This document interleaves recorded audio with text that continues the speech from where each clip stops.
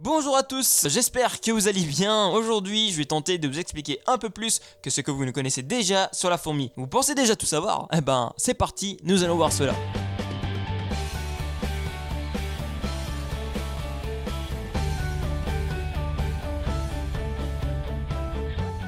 Alors oui, le sujet peut prêter à rire comme ça, mais saviez-vous que sans les fourmis, l'homme ne serait pas là? Non, je déconne. En vrai, elles ne servent à rien, sauf peut-être à nourrir d'autres animaux, comme par exemple le fourmilier, appelé également le tamanoir, le tamanoir, qui lui mange plus de 35 000 fourmis par jour. Imaginez-vous juste un instant la bouillie de fourmis qui doit être à l'intérieur de son ventre.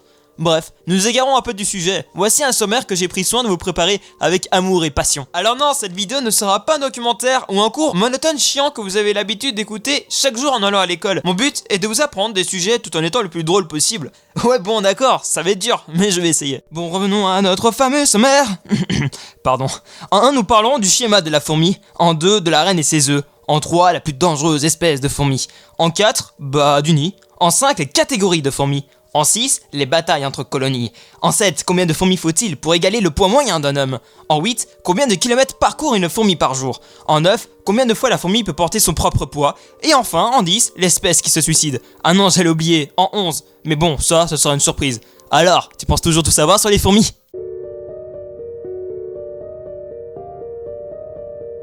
Voyons ensemble juste la base de la fourmi, ou en tout cas ce qui semble le plus intéressant et le plus important à retenir. Pour commencer, il est bon à savoir que la fourmi fait partie des insectes. D'ailleurs, petite information, les insectes sont les seuls animaux du monde à avoir 6 pattes, même si je pense que vous le saviez déjà. Elle dispose donc de 6 pattes, avec au bout de celle-ci un coussinet minuscule qui crée un liquide adhésif permettant à l'insecte de se déplacer sur des surfaces lisses ou très pentues. Elle dispose également d'antennes qui lui servent à communiquer en perçant des dizaines d'informations comme l'odeur, la texture, le goût d'un objet qui peut être une fourmi par exemple. Elle a également un cerveau, un estomac et des yeux, mais bon, ça je n'ai pas besoin de vous l'expliquer. Sauf peut-être les yeux. Je pensais personnellement que la fourmi était aveugle, mais il n'en est rien. Elle a d'ailleurs une très bonne vue et une large vision de 180 degrés.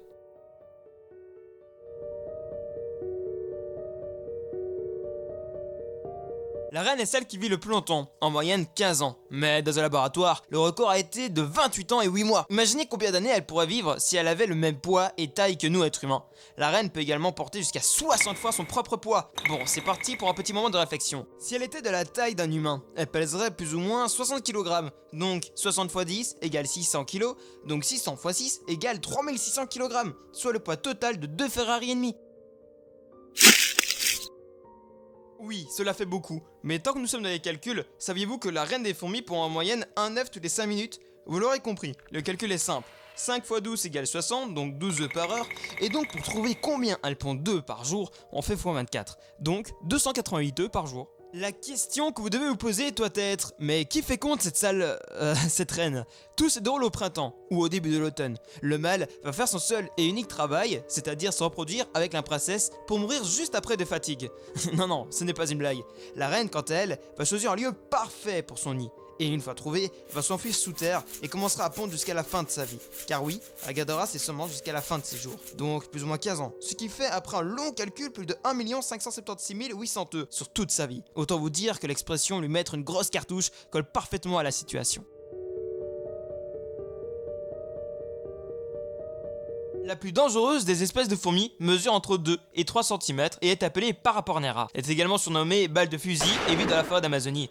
Je suppose que vous avez vite deviné pourquoi on l'appelait comme cela. Bon, comme son nom l'indique, une fois que celle-ci pique, vous sentez une douleur équivalente à celle d'une balle reçue dans votre chair. Cette douleur dure plusieurs heures. Après avoir fait une petite recherche sur internet, j'ai trouvé un petit rituel dans des tribus d'Amazonie. Pendant que toi, tu te plains de devoir mettre la table chez toi, avec l'argument de tes parents « Tu es maintenant grand, mon fils », eux doivent se faire piquer avec un gant qui en est rempli en restant le plus stoïque possible pour prouver qu'ils sont maintenant des hommes. Après avoir lu cela, je me rends compte que je suis chanceux de vivre en Belgique.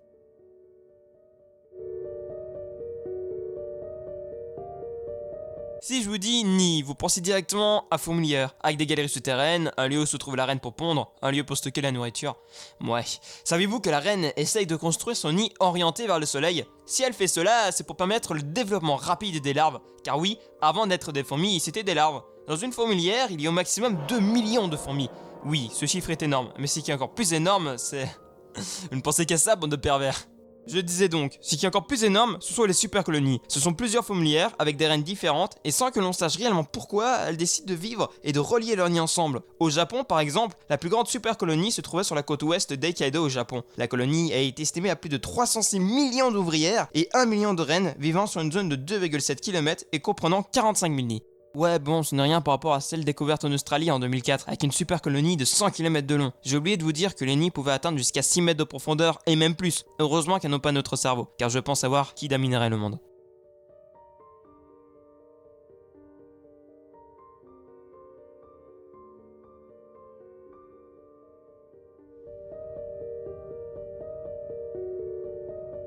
Vous le savez à présent, il n'y a pas juste que de simples ouvrières dans le nid. Et si nous faisions un petit récapitulatif? Donc il y a la reine qui, comme on l'a dit, ne fait que de pondre au fond du nid bien au chaud. D'ailleurs, c'est la plus grosse de la colonie. Il y a également le mâle qui, lui, va mourir après s'être accouplé. Ouais, il a une vie passionnante celui-là. Passons aux fourmis ouvrières à présent. Elles ont la possibilité de travailler à l'intérieur comme à l'extérieur de la fourmilière. Si elles travaillent à l'intérieur, elles creuseront de nouveaux tunnels menant à des chambres pour les futurs œufs, ou s'occuperont de réparer des tunnels endommagés par les inondations par exemple, ou encore de s'occuper de la reine pour s'assurer qu'elle dispose de tout ce qu'elle a besoin. À l'extérieur, elles vont chercher de la nourriture pour toute la colonie. Soit elles y vont seules, soit en groupe. Pour la fourmi soldat, elle n'a qu'une seule et unique mission, défendre le nid. Elle empêche les insectes et autres fourmis d'y pénétrer, et il y a également comme autre mission de conquérir d'autres territoires. Une fourmi devient soldat car elle a été suralimentée quand elle n'était encore qu'une simple petite larve sans défense. Pour ma part, si je devais opter pour un de ces postes, je pense opter pour la fourmi mâle. Au moins, tu fais ce que tu as à faire et tu te fais pas chier par la suite à servir une reine toute ta vie. Ça s'appelle la dictature ça, monsieur.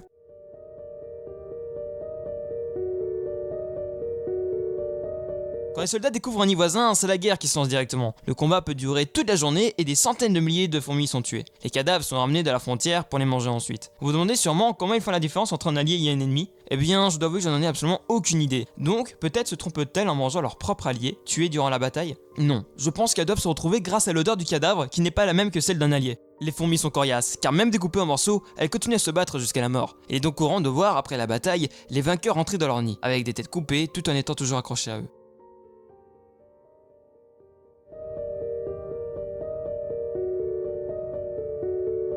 Pour égaler le poids moyen d'un homme, soit plus ou moins 65 kg, il faudrait 4,5 millions de fourmis, chacune pesant entre 1 et 10 mg. Je rappelle qu'il faut 1000 mg pour faire un gramme, et que 1000 g est égal à 1 kg.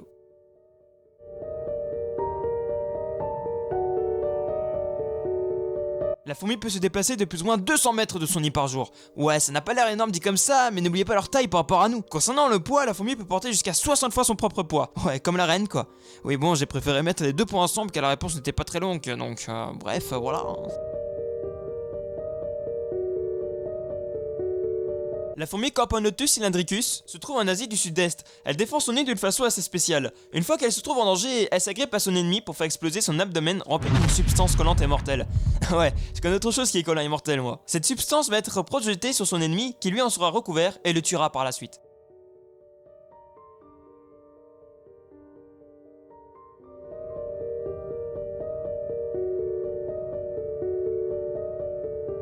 Vous avez sûrement pu le voir dans le film Indiana Jones. Si, rappelez-vous la scène avec les fourmis qui mangent les êtres humains. Alors le bonus sera de vous apprendre que ces fourmis n'ont jamais existé. Il n'existe actuellement aucune espèce qui serait capable de manger les êtres humains.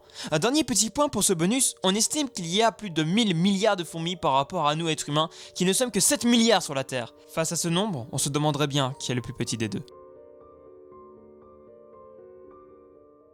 Et voilà, c'est à présent la fin de ce premier épisode d'une longue série qui va arriver. N'oublie pas donc de laisser un petit j'aime, un commentaire et surtout donc de partager la vidéo. Cela est gratuit, en plus c'est un immense cadeau que vous me feriez face au long travail que j'ai dû faire pour réaliser cet épisode. Tu peux aussi cliquer sur retour sur l'épisode pour regarder la vidéo avec des enregistrements ratés où je pète un câble parce que je n'arrive pas à bien prononcer un mot, des réponses à vos questions, les erreurs que j'ai fait durant le truc quoi. Bref, c'est un peu de tout. Et n'oublie pas aussi de t'abonner à la chaîne pour suivre les épisodes futurs, les prochains épisodes sous peu. D'ailleurs, petit rappel, ma page Facebook et Twitter sont disponibles dans la description de la vidéo. Je préviens souvent où j'en suis dans la vidéo et poste souvent des statuts et des tweets super chelous.